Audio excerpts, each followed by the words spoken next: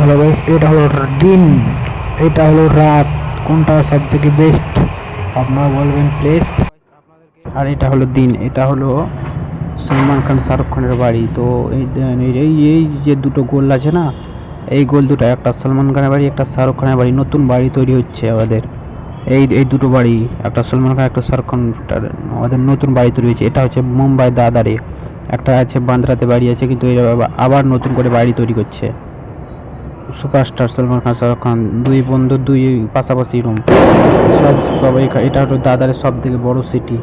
এবার এখানটুকু রাতের নাজারাটাও দেখুন, রাত কেমন হয় এখানটুকু। এই দেখুন, এইটা হলো রাত, এইটা হলো রাতের নাজারা। ও দেখুন সলমান, এটা হলো রাত, এটা হলো দিন। বাড়িগুলো দেখুন। আপনারা আশা করি যেহেতু কেউ আসেন সলমান খান শাহরুখ খানের বাড়ি, তো আমার সাথে যোগাযোগ করবেন। আপনারা আসবেন, দাদার সিএসটি আসবেন, সিএসএমটি ঢাকায় আপনারা চাপবেন, 4 নম্বর প্ল্যাটফর্মে চাপবেন।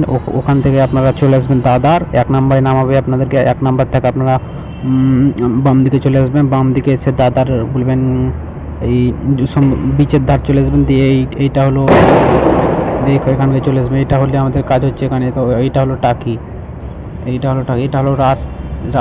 রাত তো অনেক ভালো লাগে। মুম্বাই মানে রাত মানে অনেক অনেক সুন্দর জায়গা।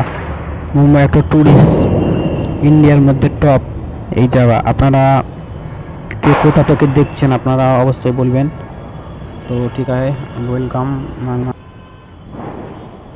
আমাকে তো মুম্বাইয়ের মধ্যে সব থেকে রাত ভালো লাগে। আপনারা বলবেন কাকে কাকে মুম্বাই এসেছেন, বা কারা কারা আসতে চান, কাদের কাদের স্বপ্ন আছে। একে মুম্বাইকে বলা হয় ড্রিম সিটি।